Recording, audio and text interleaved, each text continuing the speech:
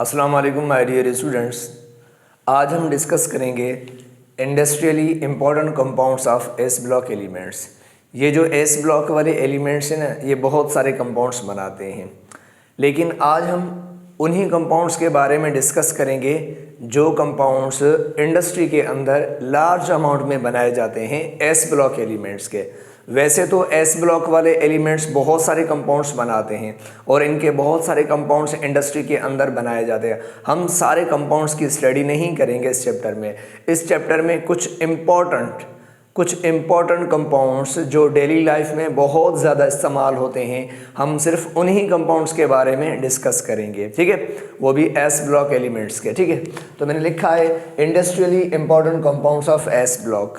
तो S block के सारे एलिमेंट्स के भी कंपाउंड नहीं पढ़ेंगे, चंद एलिमेंट्स के इम्पॉर्टेंट कंपाउंड्स के बारे में पढ़ेंगे। क्या पढ़ेंगे सर? उन कंपाउंड्स के बारे में, उनकी प्रिपरेशन पढ़ेंगे कि वो कैसे बनाए जाते हैं इंडस्ट्रीज़ के अंदर, और फिर उनके हम प्रॉपर्टीज़ पढ़ेंगे, वो कैसी होती हैं, उनकी फ़िज़िकल प्रॉपर्टीज़, उनकी केमिकल प्रॉपर्टीज़ और उनके यूजेस क्या हैं हमारी डेली लाइफ में। तो इन कंपाउंड्स के बारे में ये चीज़ें हम डिस्कस करेंगे आज के लेक्चर में, ठीक है।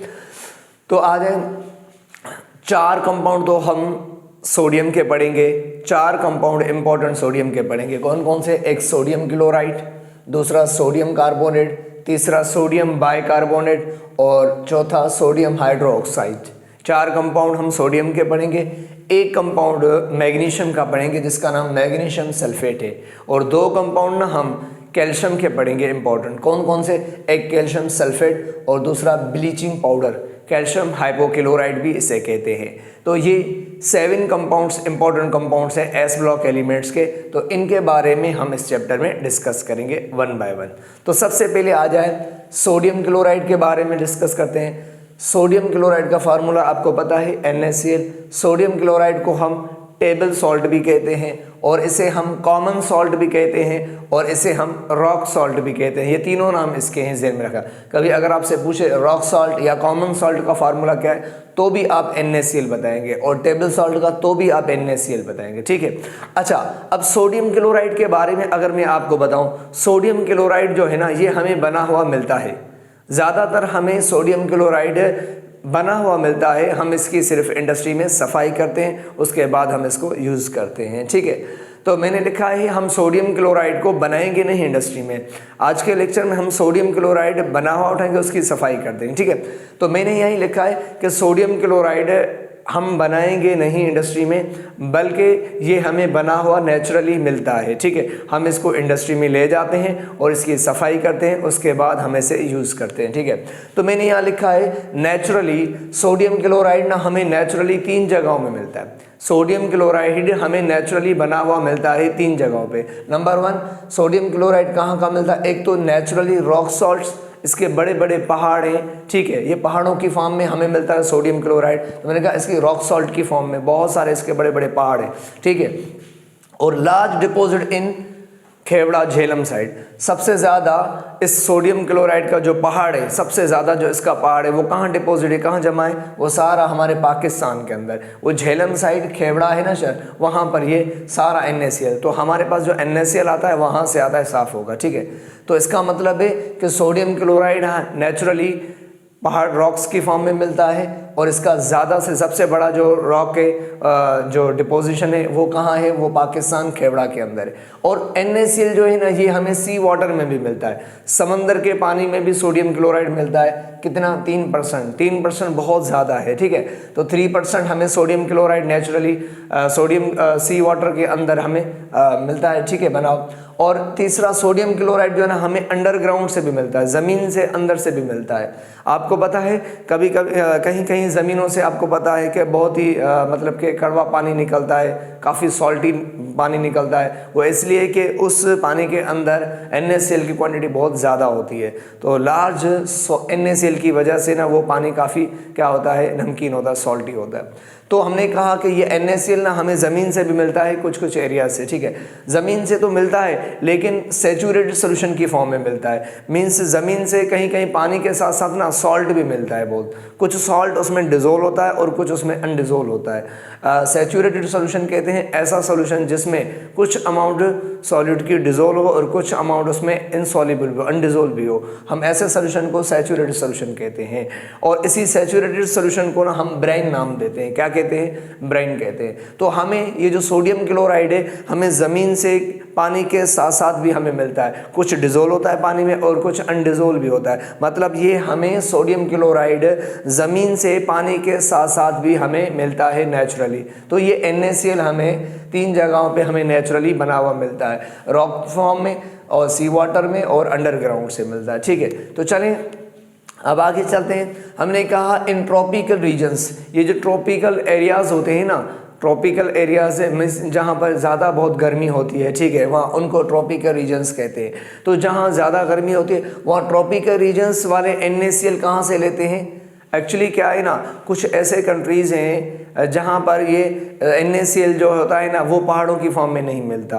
अगर वो यहाँ से मंगवाएंगे या किसी और कंट्री से तो उनको काफ़ी महंगा पड़ता है। तो कुछ कंट्रीज़ ऐसे हैं वो NaCl जो है ना वो समंदर से निकालते हैं। कैसे, कहाँ से निकाल, और स्पेशली जो ट्रॉपिकल रीजन्स है, जो ट्रॉपिकल एरियाज़ होते हैं वो एरियाज़ जो बहुत गर्म होते हैं, तो वहाँ के लोग जो NaCl है सोडियम क्लोराइड वो समंदर से निकालते हैं भाई। ठीक है, तो उनके पास कोई पहाड़ नहीं होता, कोई रॉक की फॉर्म में सॉल्ट नहीं होता, वो समंदर से ऑब्टेन करते हैं। कैसे करते हैं इसी पे ही डिस्कस करते हैं। ठीक है, तो मैंने लिखा है in tropical regions sodium chloride, तो ट्रॉपिकल एरियाज वाले वो सोडियम क्लोराइड को is obtain by the solar evaporation. वो क्या करते हैं, समंदर से निकालते हैं और धूप में रखते हैं और फिर पानी उड़ जाता है और इस तरीके से NaCl हासिल करते हैं। कैसे, लेकिन आपको मैं एक बात बता दूं, अगर मैं आपको बता दूं तो अभी ये NaCl जो होता है ना, जाहिर सी बात है समंदर के पानी के अंदर सिर्फ एक सॉल्ट नहीं होता, सिर्फ NaCl नहीं होता, समंदर के पानी के अंदर और भी सॉल्ट्स होते हैं, और भी इम्प्योरिटीज़ होते हैं। मतलब ऐसे भी सॉल्ट्स होते हैं समंदर के पानी में जिनकी हमें ज़रूरत नहीं है, जो हमें नहीं चाहिए, मीन्स हमारी सेहत के लिए वो फ़ायदेमंद नहीं होते। ठीक है, तो अब आ जाए कि समंदर के पानी से NaCl कैसे निकालते हैं ट्रॉपिकल एरियाज़ वाले। ठीक है, उसी पर ही डिस्कस करते हैं। एक्चुअली क्या है, मैं आपको बता दूँ, अगर आप देखें तवज्जो करना, सपोज़ करें आपको पता है कि हमने समंदर से कुछ पानी उठाते हैं। ठीक है, मान लो आप समंदर से यहाँ से कुछ पानी उठाएंगे। ठीक है, ये पानी, ठीक है, ये समंदर का पानी है, यहाँ पर आपने कुछ पानी उठाया समंदर का। ठीक है, यहाँ पर मैं,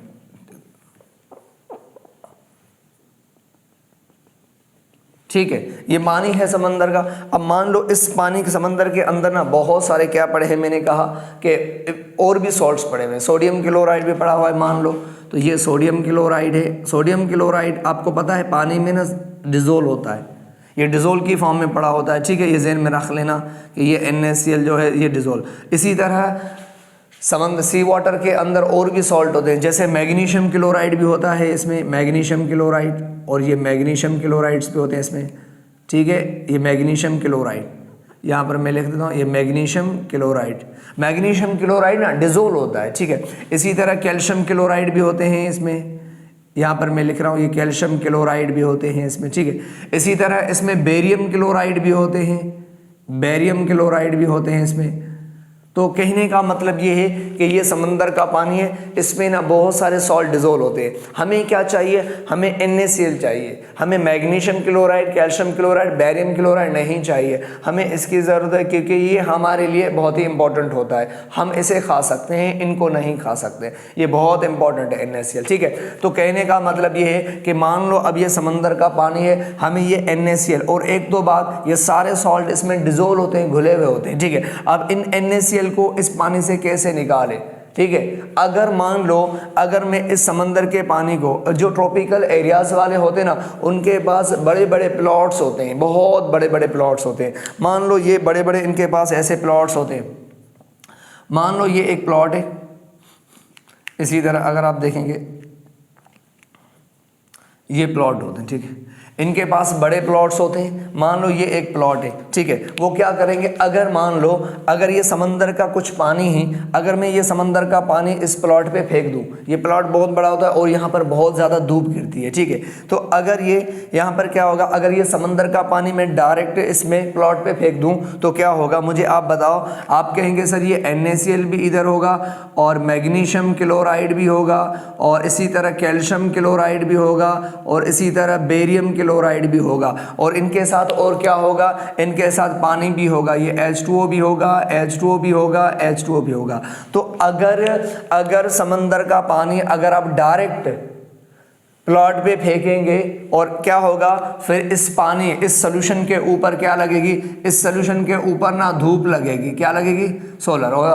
तो धूप लगेगी, ये से ही यहाँ से धूप गिरेगी तो क्या होगा कि जो पानी होगा वो पानी यहाँ से एवापोरेट हो जाएगा, पानी यहाँ से एवापोरेट हो जाएगा। जब पानी चला जाएगा तो बाकी क्या बचेंगे, आपके सॉल्ट बचेंगे सॉलिड स्टेट में। फिर आप उन सॉल्ट को कलेक्ट करके आप इस्तेमाल कर सकते हैं। लेकिन हमने कहा कि अगर हम समंदर का पानी डायरेक्ट सोलर एवापोरेशन करवाएंगे, धूप में रखेंगे, पानी तो निकल जाएगा लेकिन हमें NaCl के साथ साथ और भी सॉल्ट मिलेंगे मिक्स होकर। लेकिन हमें तो NaCl चाहिए, हम नहीं चाहते हैं कि हमें मैग्नीशियम क्लोराइड चाहिए, हम नहीं चाहते हैं कि हमें कैल्शियम और बेरियम सोडियम क्लोराइड के साथ चाहिए, ठीक है। तो हम चाहते हैं सिर्फ हमें NaCl मिले। तो इसलिए कभी भी जो ट्रॉपिकल एरियाज वाले होते हैं ना, वो कभी भी समंदर के पानी को डायरेक्ट सोलर एवापोरेशन नहीं करवाते, कि अगर करवाएंगे तो उन्हें NaCl के साथ साथ और भी सॉल्ट मिले हुए मिक्स मिलेंगे, क्योंकि पानी एवापोरेट हो जाएगा तो ये सारे सॉल्ट जो है सॉलिड हो जाएंगे और मिक्स हो जाते हैं, तो NaCl के साथ और भी सॉल्ट हो जाते हैं। इसीलिए वो क्या करते हैं, पहले समंदर के पानी को साफ करते हैं। इनके अंदर जो इम्प्योरिटीज़ होती है, मतलब वो सॉल्ट जो हमें नहीं चाहिए उनको पहले रिमूव करते हैं, ठीक है। तो हमें सोडियम क्लोराइड चाहिए, हमें मैग्नीशियम को निकालना है, हमें कैल्शियम को निकालना है, हमें बेरियम को निकालना है। तो क्या करते हैं ट्रॉपिकल एरियाज़ वाले, वो क्या करते हैं कि पहले इन इम्प्योरिटीज़ को रिमूव करते हैं पानी से, उसके बाद सोलर एवापोरेशन करवाते हैं। वो किस तरीके से मैं आपको समझाता हूँ, वो इस तरीके से, ठीक है। तो ये ऐसे नहीं करते, फिर क्या करते हैं मैं आपको यही समझा रहा हूं। अच्छा, फिर क्या करते हैं वो किस तरीके से, एक्चुअली क्या है ना, वो इस तरीके से मान लो अब ये प्लॉट है, ठीक है। एक्चुअली वो क्या करते हैं कि अब ये उनको ये पानी है समंदर का, कुछ पानी निकालेंगे और ड्रम में रखेंगे बड़े में। उसके बाद क्या करेंगे, ये इम्प्योरिटी मैग्नीशियम, कैल्शियम और ये जो बेरियम, ये आयंस ना वाटर को हार्ड रखते हैं, हार्ड।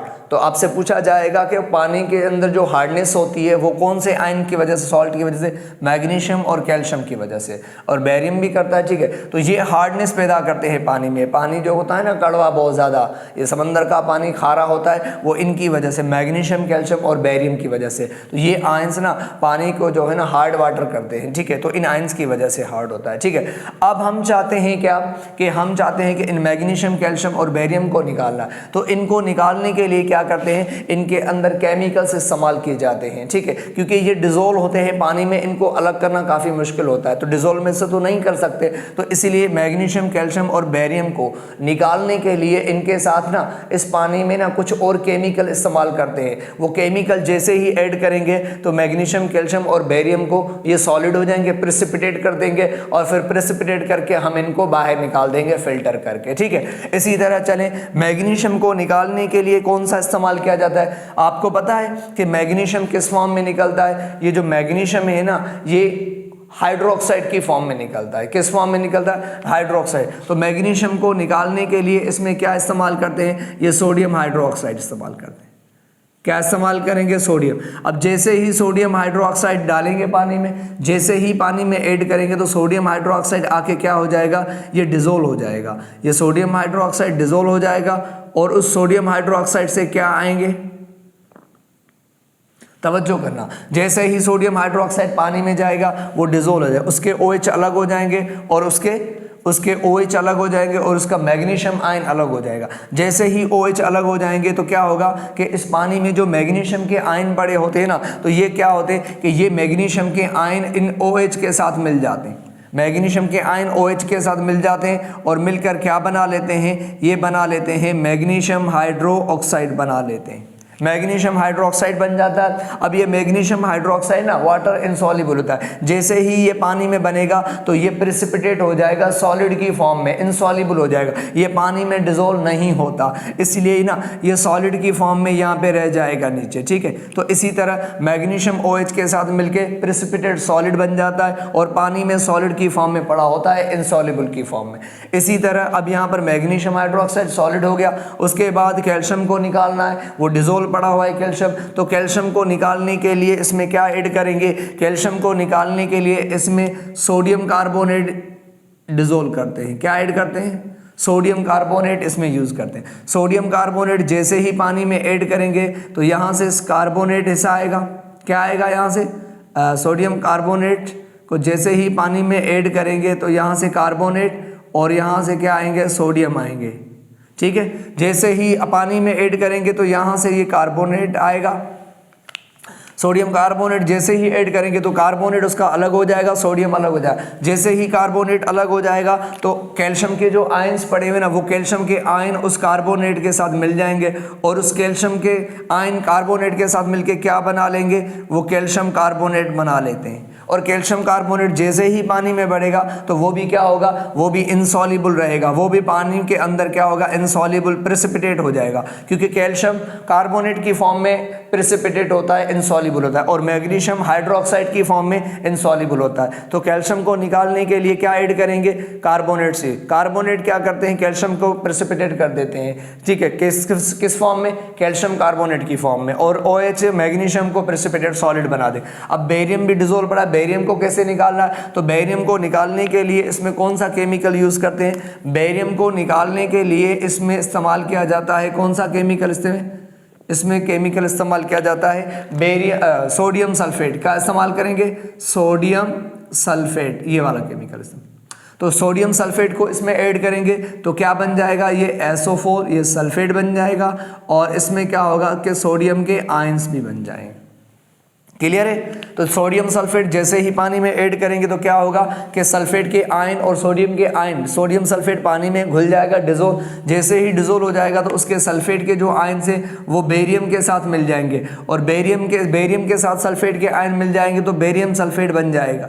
क्या बन जाएगा, बेरियम सल्फेट। और बेरियम सल्फेट ये सब क्या होते हैं, ये इनसॉल्युबल होते हैं, ये वाटर इनसॉल्युबल होते हैं, ये पानी में डिसॉल्व नहीं होते हैं, ये पानी में डिसॉल्व नहीं होते। तो जैसे ही ये सॉलिड हो जाएगा तो ये नीचे बैठ जाएगा, नीचे सॉलिड की फॉर्म में पड़ा होगा। अब आप मुझे बताओ, लेकिन सोडियम क्लोराइड है ना, वो पानी में डिसॉल्व ही रहेगा, ठीक है। बाकी मैग्नीशियम, कैल्शियम और बेरियम, ये इनके साथ ये केमिकल मिलाकर क्या करते हैं, इनको प्रेसिपिटेट कर देते हैं। क्या कर देते हैं, इनको प्रेसिपिटेट कर देंगे, ठीक है, माना ये अब सॉलिड होंगे। अब मुझे बताएंगे आप कि इस सोल्यूशन के अंदर मैग्नीशियम हाइड्रोक्साइड की फॉर्म में पड़ा हुआ है, कैल्शियम कार्बोनेट की फॉर्म में हुआ है, बेरियम सल्फेट की फॉर्म में पड़ा, ये सॉलिड की फॉर्म में पड़े। अब हम क्या करेंगे, इन सॉलिड्स को, ये जो सॉलिड बन गए, अब इनको हम फिल्टर करके अलग कर देंगे। कैसे अलग कर देंगे, अगर मैंने कहा कि ये सपोज करें कि ये एक फिल्टर पेपर होता है, मान लो, ठीक है, आप ना ये फिल्टर पेपर होता है, यहाँ पर आप एक कपड़ा सा रखें या फिल्टर पेपर ठीक को कोई भी रख दे,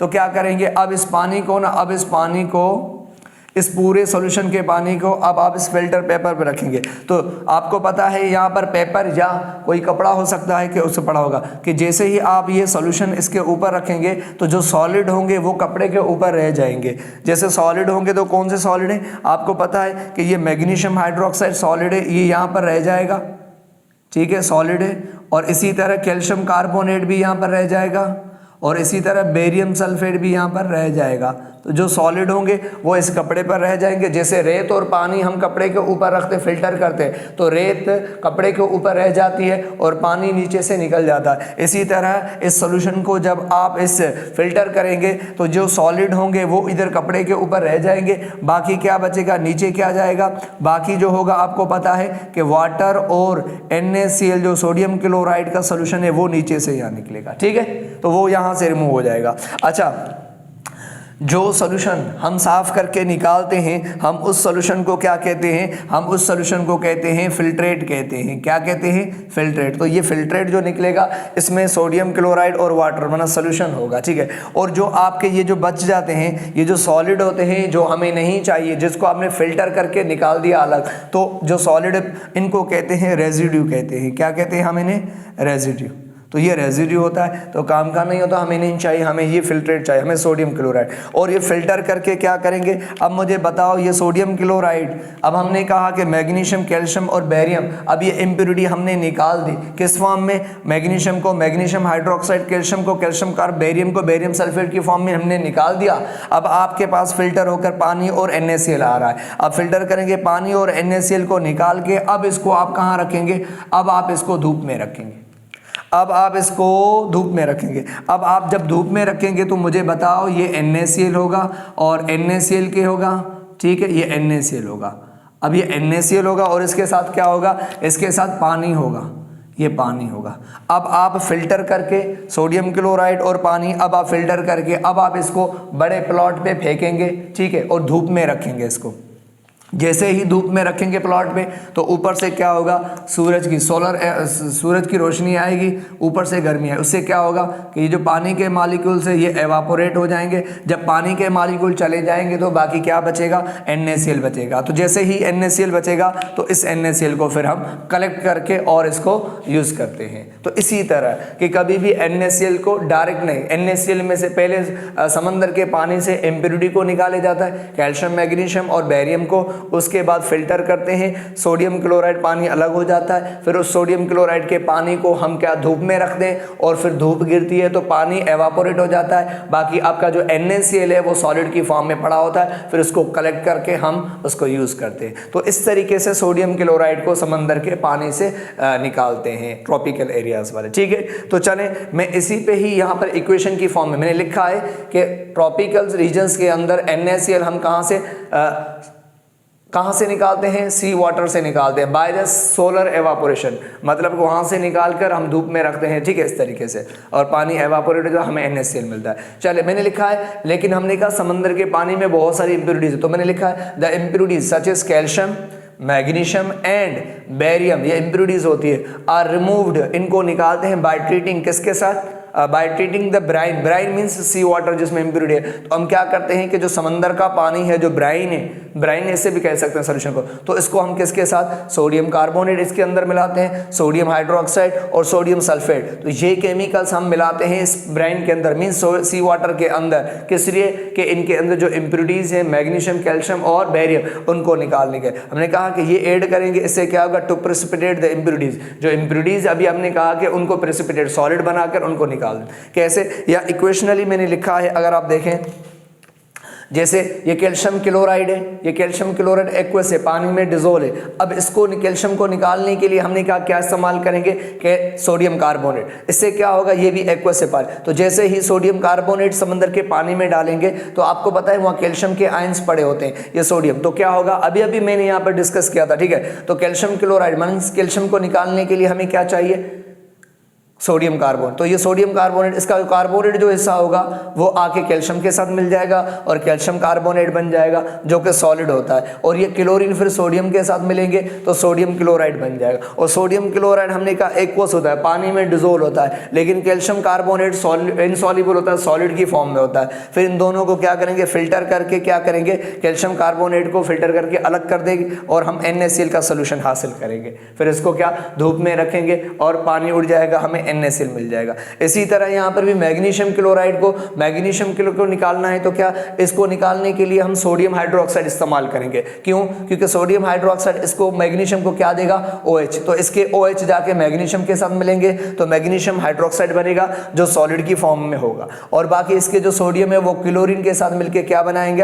वो NaCl, जो पानी में डिजोल्व होंगे एक्वस की फॉर्म में। अब ये सॉलिड की फॉर्म में, ये एक्वस की, दोनों को फिल्टर करके अलग कर देंगे। तो मैग्नीशियम हाइड्रोक्साइड को फिल्टर करके अलग कर देंगे और हम NaCl का सोल्यूशन हासिल कर लेंगे। फिर NaCl सोल्यूशन को क्या करेंगे, हम धूप में रखेंगे और पानी उड़ जाएगा, हमें NaCl मिल जाएगा। इसी तरह बेरियम को निकालने के लिए हम सोडियम सल्फेट इस्तेमाल करेंगे, तो उससे क्या होगा कि ये जो सल्फेट होता है, तो बेरियम को निकालने के लिए क्या सोडियम सल्फेट, क्योंकि जो SO4 होता है वो बेरियम के साथ मिलकर बेरियम को इनसॉल्युबल कर देता है, प्रिसिपिटेट कर देता है। तो बेरियम SO4 के साथ मिलकर सल्फेट इनसॉल्युबल होता है, कार्बोनेट के साथ नहीं इतना, ठीक है, हाइड्रोक्साइड नहीं बल्कि इसमें। तो सल्फेट SO4 जाके बेरियम के साथ मिलेगा तो क्या बनेगा, बेरियम सल्फेट इनसॉल्युबल सॉलिड बन जाएगा, ठीक है। बाकी जो क्लोरीन होगा वो सोडियम के साथ मिलकर NaCl बन जाएगा, जो NaCl पानी, फिर इन दोनों को भी फिल्टर कर देंगे, बेरियम सल्फेट को अलग और NaCl। तो यहाँ से जो NaCl मिला आपका सोल्यूशन का, फिर इसने हमने कहा कि हमने जिस तरीका ना इस NaCl का जो सोल्यूशन होगा फिर उसको हम धूप में रखेंगे और सोलर एवापोरेशन कराएंगे। धूप में रखेंगे तो धूप के जरिए से पानी एवापोरेट हो जाएगा, बाकी आपको NaCl मिल जाएगा। इस तरीके से हम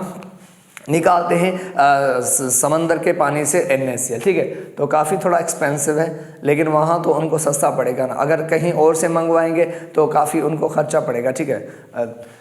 चलिए अब यूजेस क्या हैं, सोडियम क्लोराइड के यूजेस क्या है। तो NaCl हम कहाँ इस्तेमाल करते हैं, इसके बहुत सारे यूजेस हैं। Number 1, use in our daily diet, हम अपने रोज़मर्रा जो खाना होता है उसमें इस्तेमाल करते हैं। आप खाना बनाते तो उसमें आपको पता है नमक डालते हैं NaCl, तो हम रोज़मर्रा जो डेली डाइटिंग होती है उसमें यूज़ किया जाता है। Next, used as a food preservative, ये जो NaCl है हम इसको फूड प्रिजर्वेटिव के तौर पर इस्तेमाल करते हैं। फूड प्रिजर्वेटिव मीन्स किसी खाने को ख़राब होने से बचाने के लिए। जैसे आपको पता होगा कि हम मछली के ऊपर नमक रखते हैं, नमक डाल कर रखते हैं, या गोश्त होता है तो ठीक है उसके ऊपर भी नमक डालते रखते हैं, या करेले सब्जी वगैरह होती है तो उनको हम नमक देकर रखते हैं। नमक क्यों रखते हैं इनके देकर, तो वो ख़राब नहीं होते, कुछ टाइम तक वो सेफ़ रहते हैं। तो हम नमक के ज़रिए से बहुत सारे फूड को प्रिजर्व करते हैं, जैसे मछली होती है, गोश्त होता है, उसके अलावा बहुत सारी जो वेजिटेबल्स होती हैं हम उनको क्या प्रिजर्व करने के लिए NaCl डाल के रखते हैं। तो NaCl बहुत सारी चीज़ों को प्रिजर्व भी करता है, तो इसको प्रिजर्व के तौर पर इस्तेमाल किया जाता है, ठीक है।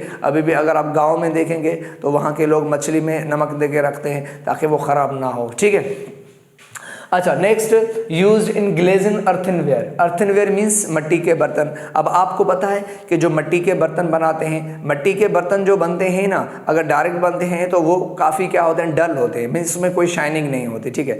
तो फिर क्या करते हैं कि मिट्टी के साथ साथ ना ये नमक NaCl भी मिला देते हैं। NaCl इसलिए मिलाते हैं मिट्टी के साथ ताकि NaCl वाइट कलर का होता है, शाइनिंग देता है। तो NaCl क्या करते हैं, मिट्टी के साथ मिला के ना फिर ये अर्थनवेयर, ये मिट्टी के बर्तन बनाते हैं। उससे क्या होता है, ग्लेजिन, शाइनिंग मिलती है। तो मिट्टी के बर्तनों के अंदर भी यूज़ किया जाता है एज अ ग्लेजिन के तौर पर, शाइनिंग के तौर पर उनको इस्तेमाल करते हैं, ठीक है। तो मिट्टी के बर्तन के अंदर भी इस्तेमाल करते हैं इसको, ताकि मिट्टी के बर्तन थोड़े बहुत शाइनिंग प्रोड्यूस करें, चमके, ठीक है, इनके अंदर। Used for regeneration of water softness. आपको पता है हार्ड वाटर किसे कहते हैं, हार्ड वाटर कहते हैं ऐसा वाटर जिसमें कैल्शियम और मैग्नीशियम के आयंस हो। तो अब मुझे बताओ, समंदर के पानी के अंदर भी कैल्शियम और मैग्नीशियम के आयंस हैं? बिल्कुल हैं। तो क्या होगा कि ये कैल्शियम और मैग्नीशियम के आयंस हार्ड वाटर पैदा करते हैं। तो अब ये हार्ड वाटर जो होता है ना समंदर का, कैल्शियम और मैग्नीशियम इनकी वजह से होता है। तो अब हम क्या करते हैं कि अब अगर आप देखें कि जब कैल्शियम और मैग्नीशियम निकल रहे हैं तो उनकी जगह पे कौन आ जाता है, सोडियम NaCl। तो हम क्या करते हैं कि कैल्शियम और मैग्नीशियम को निकालते हैं और उनकी जगह पे NaCl आ जाता है। तो हार्ड से वाटर क्या बन जाता है, सॉफ्ट बन जाता है।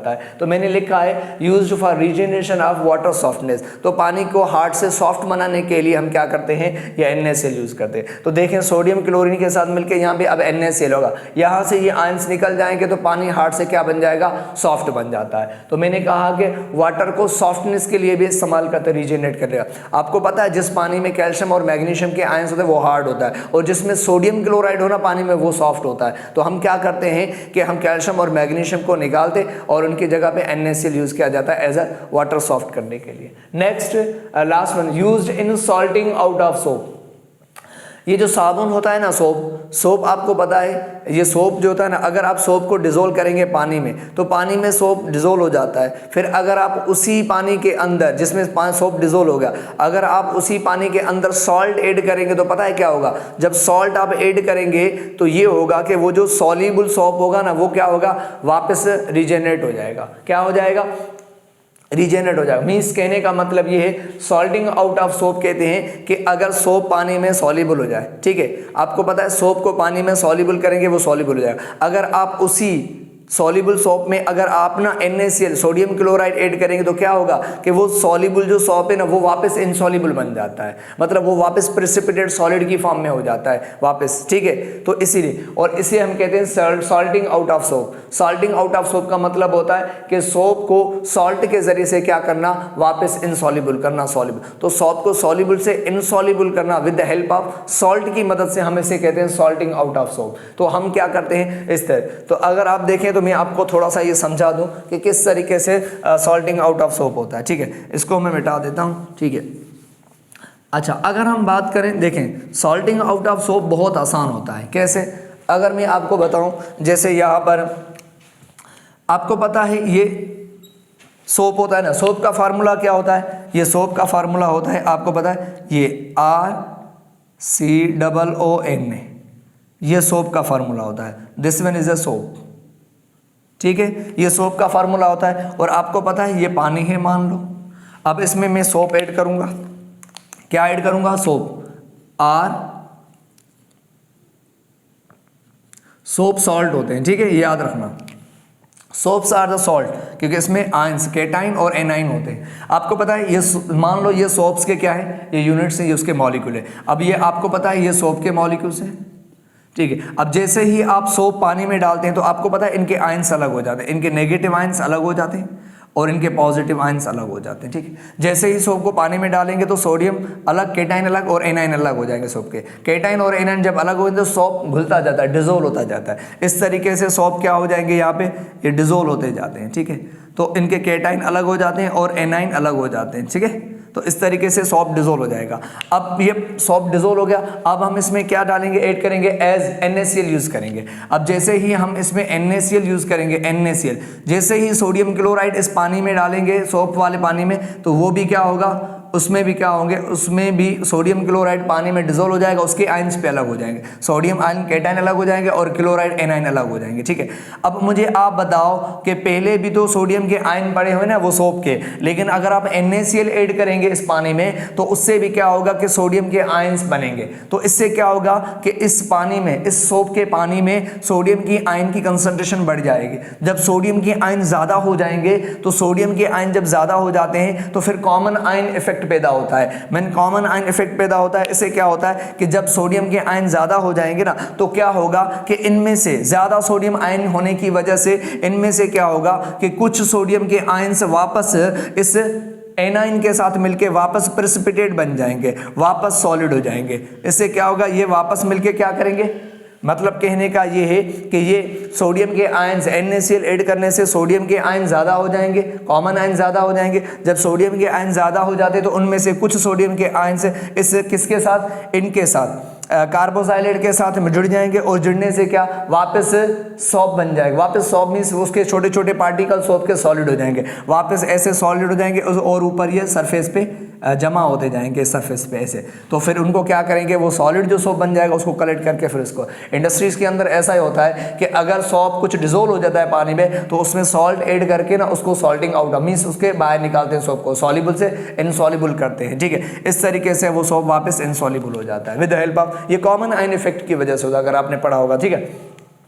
अच्छा, last one use in industry. हम NaCl को इंडस्ट्री में इस्तेमाल करते हैं इन मैन्युफैक्चर ऑफ सोडियम मेटल। हम NaCl से सोडियम मेटल भी बनाते हैं, हम बना चुके हैं। डाउन प्रोसेस में हमने कहा कि सोडियम मेटल कहाँ से बनाते हैं, याद करो, हमने कहा सोडियम क्लोराइड से। और हमने कहा कि हम ये भी तो कह सकते हैं सोडियम क्लोराइड से हम क्लोरीन गैस भी बनाते हैं। बिल्कुल, डाउन सेल में आप NaCl से क्लोरीन गैस भी बनाई थी आपने और सोडियम मेटल भी। तो हम कहते हैं NaCl से हम सोडियम मेटल और क्लोरीन गैस भी इंडस्ट्री में बनाते हैं। उसके अलावा सोडियम हाइड्रोक्साइड भी हम सोडियम क्लोराइड से बनाते हैं। ये नेक्स्ट टॉपिक हमारा आगे चल के पढ़ेंगे। उसके बाद सोडियम कार्बोनेट भी बनाते हैं, ये भी पढ़ेंगे, ठीक है। तो ये भी सोडियम क्लोराइड से कैसे NaCl, सोडियम हाइपोक्लोराइड बनाते हैं, सोडियम क्लोराइड बनाते हैं। इनके अलावा और भी बहुत सारे कंपाउंड्स हैं जो हम NaCl से बनाते हैं इंडस्ट्री के अंदर। तो NaCl एक बहुत ही इंपॉर्टेंट रॉ मटेरियल है, इससे हम बहुत सारे केमिकल कंपाउंड्स बनाते हैं। किसके अंदर, इंडस्ट्री के अंदर। It is the most useful, बहुत ही यूजफुल होता है NaCl, ठीक है। और सस्ता भी है काफी, इसलिए इसको इस्तेमाल किया जाता है इंडस्ट्रीज के अंदर for the preparation of other compound. Compounds. ठीक है, तो ये आज का टॉपिक था, बहुत ही सिंपल था, इनको ठीक है अच्छे तरीके से समझ ले। ठीक है, थैंक यू वेरी मच।